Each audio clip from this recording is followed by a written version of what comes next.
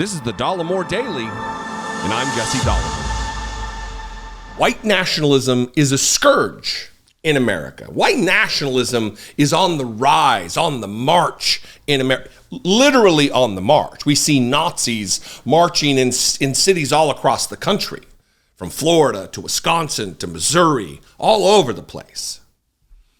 And Donald Trump has given these people permission to be the worst versions of themselves, people who are only concerned with the white agenda.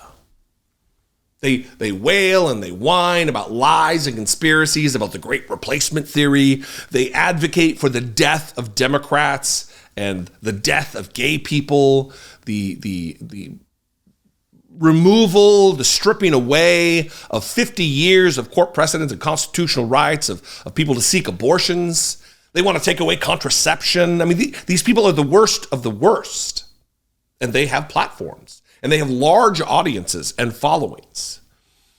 And to get to where they want this country to be, they will suspend all reason and rationality, any adherence to the rule of law, any respect or adoration or oath that they've sworn for the Constitution. Because the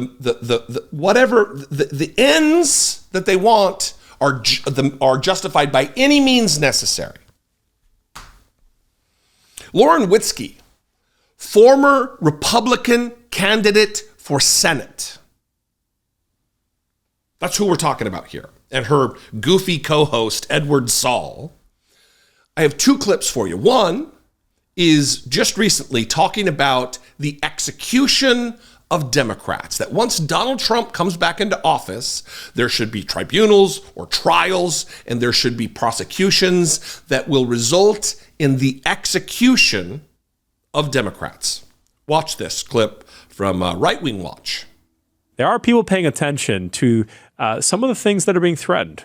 And threatened as in, like, we're aware of crimes. A lot of our compadres are aware of crimes. So people on the other side are really starting to wonder what happens if they do indeed take back control of the country. Well, Rachel Maddow believes that not only are we going to prosecute everybody on that side of the aisle, but there are going to be executions. She said this. Let's go.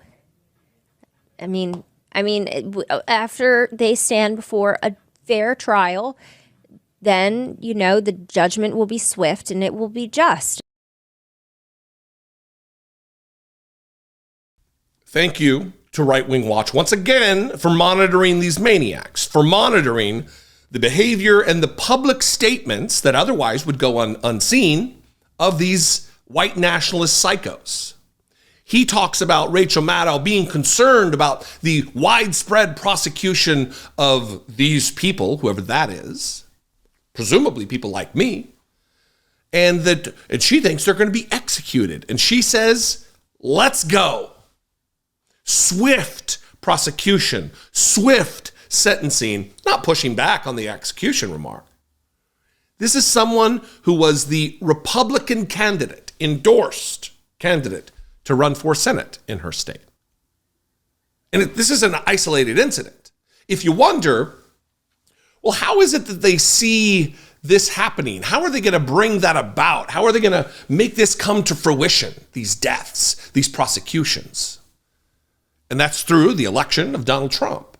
And in this next clip, they explain, it's from last month, but they explain that it's through hereditary monarchy. They want Donald Trump to be a king. They're not saying it tongue in cheek. He laughs at first, and then she doubles down and says, no. This is how it should work. Donald Trump should be king. When he dies, his sons should take over. Can you imagine? Don Jr.? I mean, it's bad enough with Donald Trump. Watch this. He's been out of the country anymore. It's just anymore. time for a theocratic monarchy. King Trump for life. Let's go. Hey, I think if we had a monarchy, there'd be a lot less corruption because you can't be bought. You know, you don't have to be bought because you're always in control. You don't have to be paid for with campaign cash because you're always going to be in control and you're going to pass it on to your children and that kind of thing, especially if they do bloodlines. But very interesting stuff. Just a suggestion. Doesn't sound too terrible. It's worked throughout the majority of history, and King Jesus. Yep. Remember, our Lord believes in the theocratic, the monarchical structure. I mean, once again, another example of comparing Donald Trump to Jesus Christ himself. It's as though sacrilege doesn't exist within the confines of white Christian nationalism. But to say, yeah, he can't be bought, that's the one benefit, or that's one of the benefits of a hereditary monarchy, is he can't be bought, even though Donald Trump was bought. Donald Trump, $7.8 million over just 2 years from 20 separate, many of them autocratic countries. $5.5 million paid directly to Donald Trump alone from China.